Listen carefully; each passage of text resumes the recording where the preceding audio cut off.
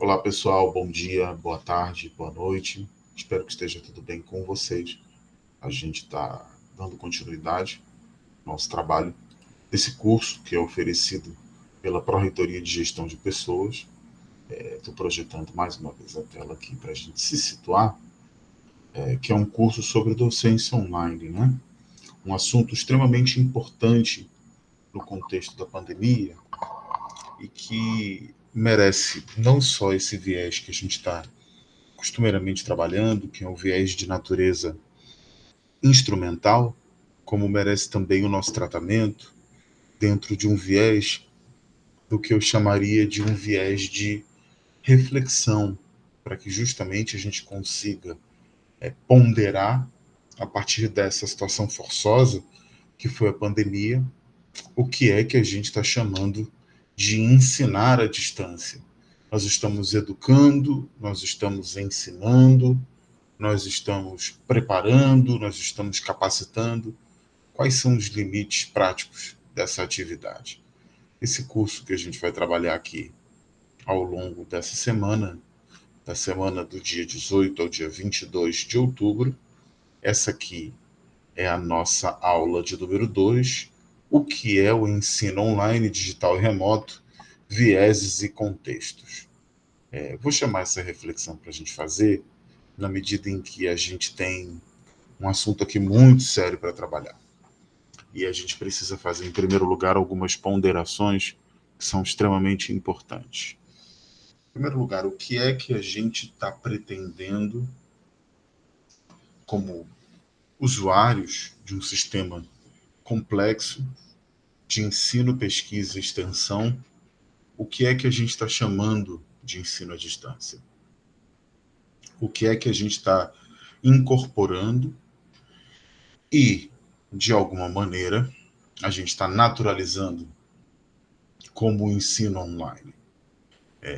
Claro que a gente está lidando com todas essas tecnologias em um momento de emergência. A nossa geração, talvez até gerações anteriores, as nossas nos últimos 40 ou 50 anos, não lidaram com a necessidade do confinamento e do isolamento social qual a nossa geração passou. E isso é uma coisa muito séria, isso não é uma coisa qualquer. Isso fez com que o espaço escolar tivesse de ser ressignificado e repensado ao limite da sua capacidade prática. Então, uma série de questões infraestruturais, emocionais, pedagógicas, didáticas, temáticas, da natureza mais profunda da relação humana no que envolve a educação, teve de ser repensado. Então, esse viés do que foi o contexto pandêmico pegou a gente no meio e criou uma situação bastante surpreendente para boa parte da humanidade, inclusive. Eu vou mostrar para vocês aqui algumas. Acabou de ser agora o dia 15 de outubro, né? O dia do professor. Eu vou mostrar para vocês algumas matérias, os releases, né? Algumas notícias que saíram, como por exemplo essa aqui da Secretaria de Estado de Saúde do governo do Mato Grosso do Sul. Olha só como é que a gente, utilizando esse momento de reflexão do Dia do Professor sobre o papel e a importância do profissional da educação, a gente consegue observar algumas questões interessantes, agora já olhando para essa situação do uso do ensino à distância no contexto pandêmico, de forma um pouquinho mais fria, um pouquinho menos emergencial, um pouco menos abrupta. Aqui a gente vê a reflexão sobre como muitos profissionais argumentam que uma questão que gerou muita dificuldade foi a da adaptação de conteúdos para o ensino remoto. Isso falando do mais variado nível educacional, né? Na dimensão do Estado, em geral, lidando com jovens, com adolescentes, mas a gente poderia, sem dúvida alguma, estender essa questão complexa para o âmbito do que é o ensino superior e do que é o ambiente profissional, imagine, com crianças, que a gente vai trabalhar como educadores de toda a sociedade. por que não dizer? Além da questão da adaptação de conteúdo, ou seja, do âmbito didático-pedagógico, essa matéria aqui, que também saiu no dia 15 de outubro, ela é bem legal, olha, ela mostra como no dia do professor, 15% dos professores, e eu diria até que essa é uma projeção otimista, feita por um estudo da TIM, da companhia de telefone, eu diria que é até uma projeção otimista, que a falta de acesso à internet lidera as reclamações, citada por 15% dos respondentes. Olha, como é interessante aqui a gente ver que o desafio de manter a atenção dos alunos durante as aulas também foi muito citado, e os despreparos, sem nenhuma carga aqui, evidentemente, de objetividade, para dizer que a culpa é das famílias, mas uma dificuldade das famílias em apoiar os estudantes, muito possivelmente por conta de razões sanitárias e de razões financeiras, né? E aí a gente vê a discrepância entre o que foi aqui. Imaginemos que a gente tem uma falta de acesso à internet como um fator citado. Imaginemos nós quem tem e é precário. Esse número, sem dúvida alguma, escala sensivelmente. Um outro dado aqui interessante, olha. Para professores, conectividade desafia a utilização de tecnologia da educação, ou seja, a gente já tem uma primeira questão importante para refletir, que é a questão da infraestrutura como uma primeira barreira, e uma segunda barreira, a questão da adaptação de conteúdos quando é possível adaptá-los. Nós teremos aqui uma terceira barreira, que é essa pesquisa da Blink Learning, que mostrou que a conectividade desafia a utilização de tecnologias. Por quê? Porque 61% dos entrevistados dessa EduTech, dessa empresa, dessa startup de tecnologia da educação, aponta que 61% lidaram com a barreira de conectividade. O que isso quer dizer nessa pesquisa que foi feita na América Latina e Espanha? Que há um problema muito grande no que diz respeito ao elemento mais importante da relação social no ensino remoto e digital, que é a conectividade. Não é à toa que aqui no curso a gente está trabalhando com a ideia de que a gente tem que observar alguns aspectos empáticos para a gente discutir com muita atenção o que é que a gente está chamando ensino à distância. Então a gente está com um contexto, eu vou tentar dar esse panorama de forma mais objetiva e acessível o possível nesse momento. A gente está aqui lidando com um panorama no qual o próprio contexto pandêmico é o principal, sem dúvida alguma, é o elemento causal, é o catalisador dessas relações, mas que nós temos uma série de questões ainda pendentes e profundamente sensíveis no que diz respeito à nossa capacidade em fazer se tornar instrumental, efetivo e validado o que a gente chama do ensino online. Isso já vai levar a gente para uma primeira superfície de contato importante. E essa superfície de contato é o de algumas coisas, na verdade, duas grandes coisas que eu não pretendo fazer nesse curso, e eu convidaria você que está assistindo a também não fazê-lo. Mas cada um tem a sua posição. As pessoas são livres. Em primeiro lugar, eu já falei um pouquinho disso, inclusive, no momento da abertura do curso. Esse curso não tem o propósito nem em defender ou promover ou fazer a apologia ao ensino digital remoto. E tampouco tem o propósito de rejeitar peremptoriamente o ensino digital remoto. O principal propósito aqui em tela diz respeito, de forma bastante objetiva, com esse viés crítico e reflexivo, mas dentro de uma perspectiva acadêmica, científica, em observar o que nós temos de desafios, de processos em construção que carecem de aperfeiçoamento, mas que já encontram alguma aderência no cotidiano da educação. E, por outro lado, quais são as rupturas necessárias, ou seja, as críticas construtivas que nós devemos fazer sobre a interpretação e a utilização do ensino à distância. Por quê? Porque apesar de ter sido a boia de salvação, vamos chamar assim, simploriamente, num contexto em que subitamente boa parte ou praticamente toda a humanidade teve de se confinar com diferentes tempos, com diferentes formas, mas o isolamento social se impôs no ano de 2020, em boa parte de 2021. O ensino à distância digital e remoto se mostrou uma prática viável em caráter emergencial. E como a Covid foi uma experiência, é uma experiência que nós vivemos que acelerou muitos processos, infelizmente, muitos deles de forma dolorosa, a fórceps, nós começamos também, ao mesmo tempo que acelerar algumas coisas, se fala muito na aceleração da transformação digital, dos negócios digitais, da educação digital, das interações digitais, da tecnologia, não só digital, mas a biotecnologia desempenhando um papel muito proeminente no contexto pandêmico.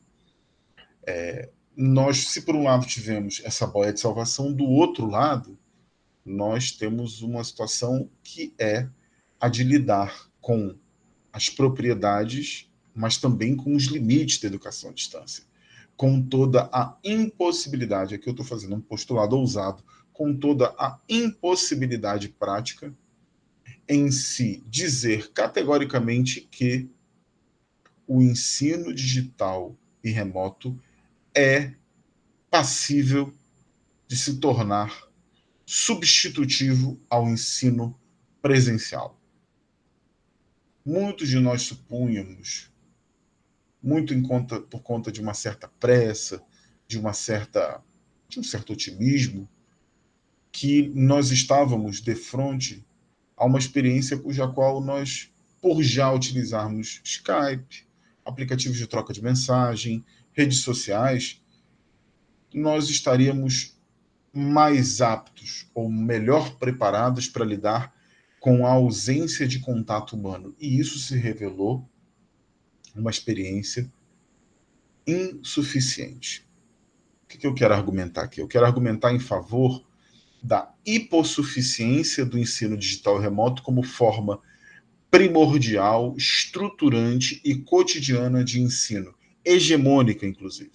Quero dizer que o digital e o remoto são instrumentos que podem vir a fazer parte de uma política didático-pedagógica e de uma prática de ensino e educação. Mas nada substitui o valor da relação presencial.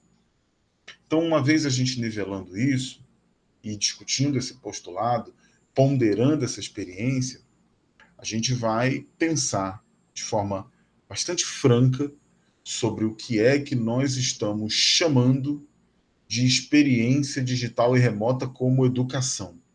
Como uma experiência de ensino, boa parte de nós é, de forma difusa ou de forma estruturada, usuário de experiências de absorção de conteúdo instrucional e de incorporação de novos conhecimentos ao seu dia a dia, através do uso de YouTube, de aquisição de cursos à distância, e não há nada de errado nisso. No entanto, a generalização dessa prática é um assunto que a gente vai bater e vai rever e vai discutir de forma muito franca aqui. Tudo bem? Vamos começar a olhar então alguns conceitos. O que seria o ensino remoto? Ensino remoto é uma modalidade de ensino que envolve, em sua maioria, aulas síncronas, ou seja, isso, evidentemente, no contexto do digital e do remoto, aulas ao vivo acontecendo no mesmo dia e horário que as aulas presenciais. Essas aulas, como essa aqui que eu estou trabalhando, em que eu estou gravando em plano sequência, ela pode ser gravada, mas a ideia é ter algo muito próximo do que é o conteúdo e do que é a experiência, a dinâmica do presencial. Ou seja, o professor ele vai seguir um plano de atividades com interação direta dos alunos. As pessoas só não estão juntas em presença física, mas em diálogo mantém-se uma constante.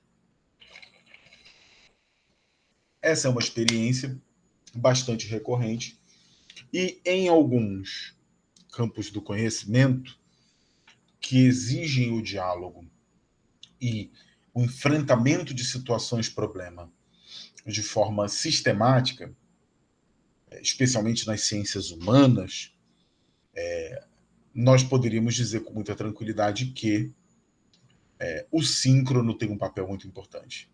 No entanto, a maior parte do que a gente chama de ensino à distância, inclusive olhando historicamente para o ensino à distância,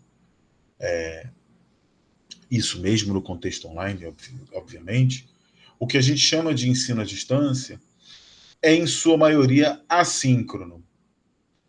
A gente precisa dizer que o ensino à distância ele não surge exclusivamente num contexto através do qual a gente está lidando hoje, que é o digital, é o celular, é o tablet, o computador, a Smart TV e tudo mais. O que a gente está chamando de ensino à distância é algo muito, muito antigo. Algo que antecede, inclusive, a experiência computacional. Mas essa experiência de ensino à distância, e essa é uma ruptura importante para a gente se posicionar de forma crítica e reflexiva nesse contexto pandêmico. O que a gente está chamando de ensino à distância nos últimos 30 anos, especialmente depois do advento da internet, é algo que jamais teve tanta propulsão para se propor como um substituto potencial da educação presencial.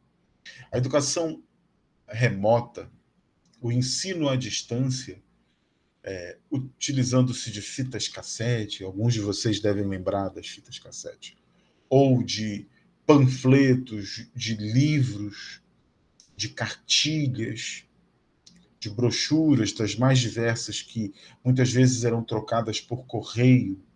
Todo mundo aqui deve lembrar do Instituto Universal Brasileiro, né? Que era muito famoso antigamente no Brasil, justamente por cumprir parte desse papel. Algumas características eram muito interessantes. Qual é a característica? A característica na qual, o cursista ou a cursista se inscreve, recebe no seu tempo de forma adaptável, flexível, muitas vezes em favor de motivos de saúde, de motivos logísticos ou de motivos profissionais. O cursista ou a cursista assistiam aquele conteúdo, liam ou ouviam o conteúdo e, de forma assíncrona, desde o princípio até o momento da avaliação e da diplomação, da certificação por aquele ensino adquirido, mantinham uma relação que não era simultânea, não era síncrona. Claro que as tecnologias da informação e comunicação, em larga medida a internet, a troca online em tempo real de mensagens, fez com que isso se tornasse viável. Praticamente não se falava em ensino síncrono à distância em tempos pré-internet. Isso faz com que a gente possa, inclusive, ponderar que, de alguma forma, a maior parte da experiência cronológica e cairológica dos cursistas no mundo com relação ao ensino à distância, usualmente, nas gerações passadas, se baseou no princípio da assincronicidade e não da sincronicidade. Sincronicidade é uma coisa muito recente e precisa ser observada com muita cautela. Por quê? Porque a sincronicidade impõe uma necessidade de infraestrutura e de disponibilidade de tempo, saúde e energia que não são tão simples quanto parecem. Então vamos continuar a nossa jornada, o nosso périplo. E, por último, eu diria que nós temos uma modalidade de ensino híbrido, que é um pouco síncrona e um pouco assíncrona, com um peso maior ou menor para cada uma dessas atividades. Eu, por exemplo, como professor da Universidade Federal do Amapá, nas turmas do semestre que começa agora em outubro, vou abordar a construção da sincronicidade do conhecimento de forma híbrida. O que eu quero dizer com isso? Em alguns momentos, especialmente em que precisamos trabalhar em equipe, em que algumas dinâmicas são importantes, eu vou justamente ministrar disciplina sobre tecnologia da informação e comunicação na graduação. Nesse sentido, em alguns momentos eu vou precisar das pessoas juntas, reunidas, sincronamente. Inclusive, eu posso, com a flexibilidade de agenda, criar momentos em que numa turma, vamos supor aqui, de 100 alunos, eu posso fazer momentos de pequenas reuniões tutoriais com grupos de 10, com grupos de 5. Tudo varia conforme a proposta didático-pedagógica. Tudo varia conforme a necessidade do que aquilo está sendo ensinado. Como eu vou trabalhar com os alunos uma questão de propor, a avaliação que eu estou propondo tem muito a ver com um modelo de plano de curso na área da história, que é a minha área de trabalho, envolvendo as tecnologias. Eu vou pedir para eles pensar como seria um curso, como seria uma matéria no ensino médio, como seria um curso livre, utilizando tecnologias, e ajudar eles a manusear esse instrumental e a observar essa dimensão para poder exercitar um pouco do que vai ser essa carreira profissional deles. Mas em alguns momentos em que, por exemplo, eu vou apresentar textos ou eu vou fazer algumas exposições temáticas, eu não necessariamente preciso do síncrono.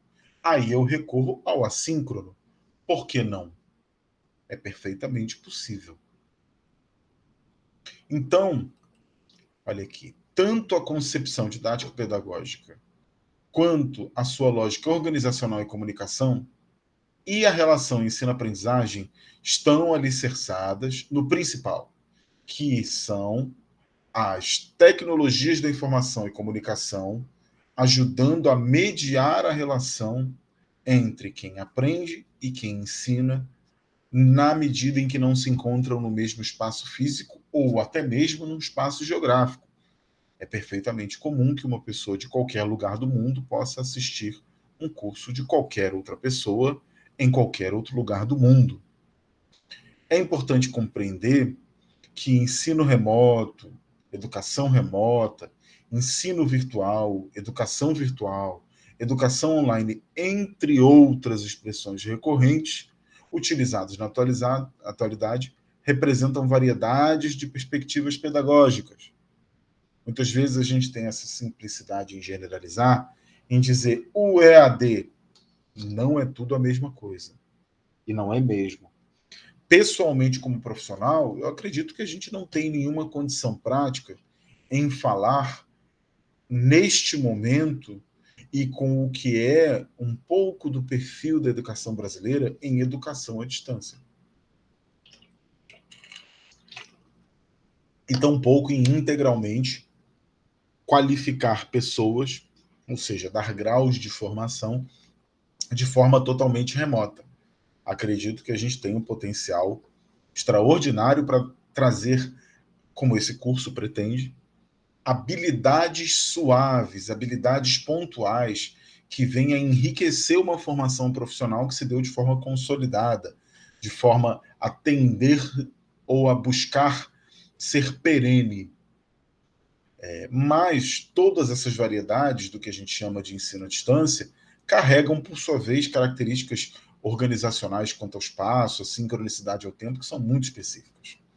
Uma definição interessante, vou trazer algumas aqui, é, por exemplo, a do Romberg, que define que a educação à distância cobre as distintas formas de estudo em todos os níveis, uma perspectiva mais compreensiva, que não se encontram sob a contínua e imediata supervisão dos tutores, presentes com seus alunos na sala de aula, mas, não obstante, se beneficiam do planejamento, da orientação e do acompanhamento de uma organização tutorial.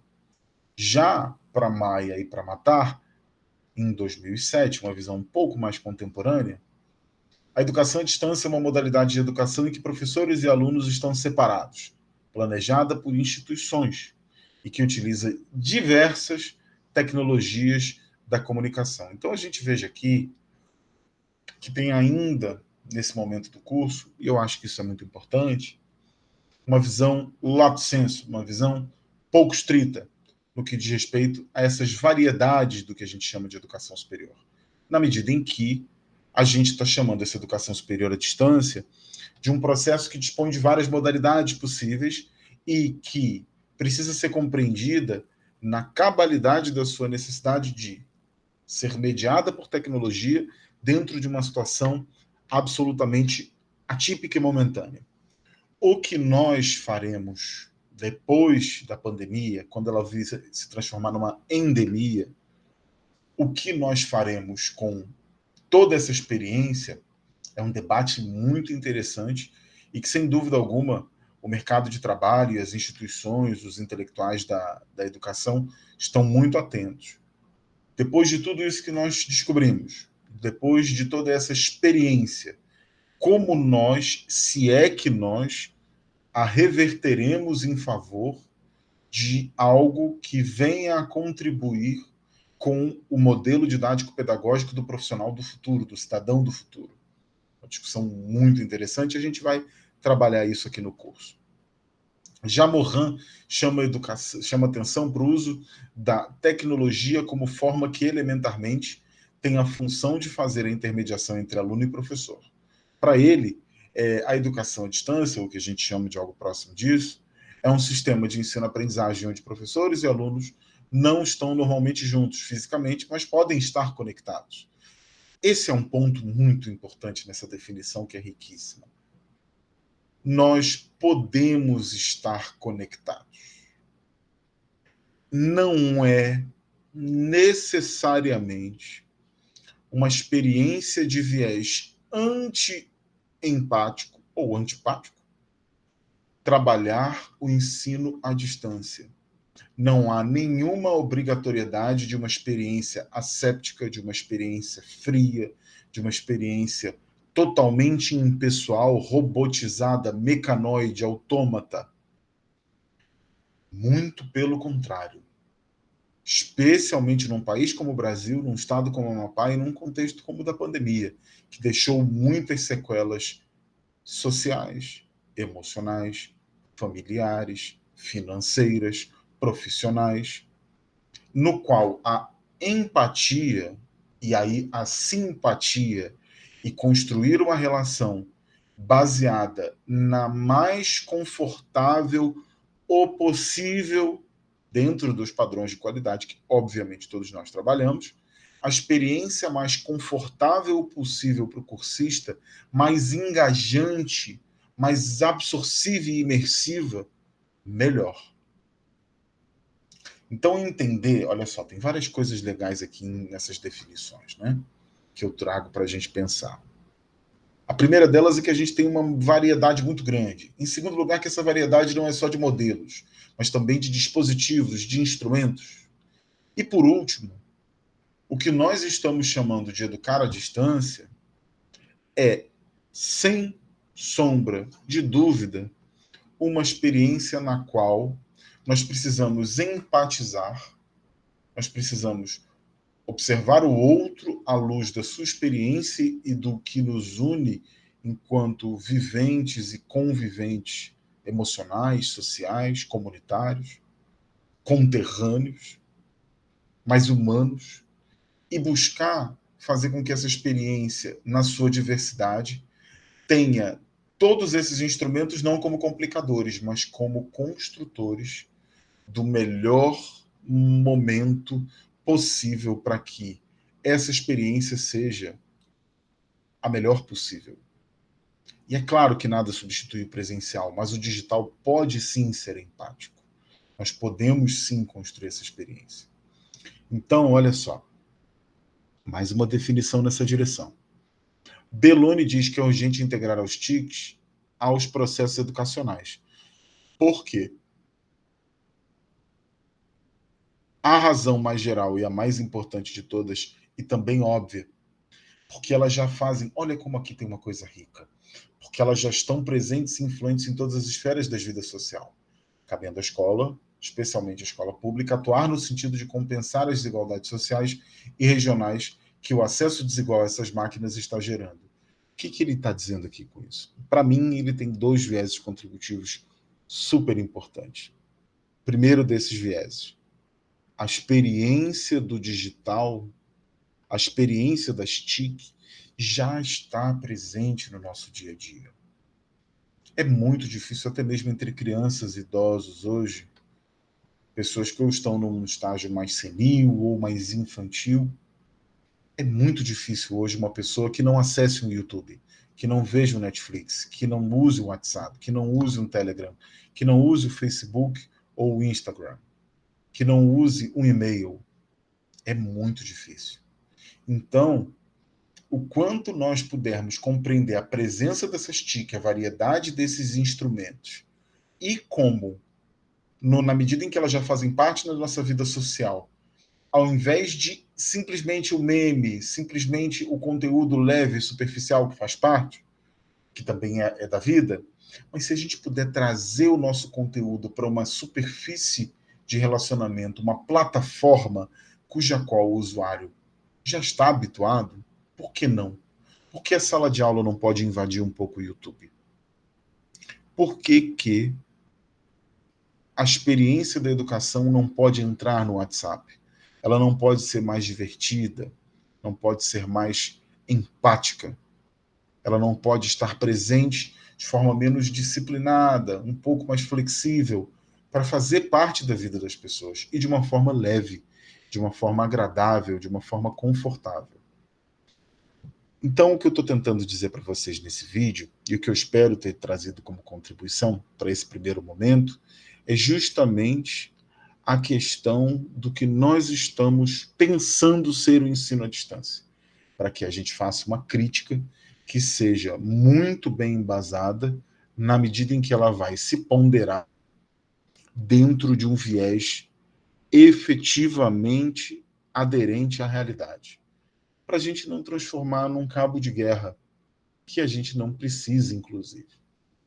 Então, nesse primeiro momento, já pensando, inclusive, vocês vão ver por quê, na capacidade da gente se manter aqui atento, eu encerro agora essa primeira sessão, ou, na verdade, essa primeira parte da primeira sessão, e já já eu volto com vocês com a continuidade da nossa experiência aqui. Tudo bem? Um forte abraço para todo mundo. Obrigado pela atenção. Até já. Tchau, tchau.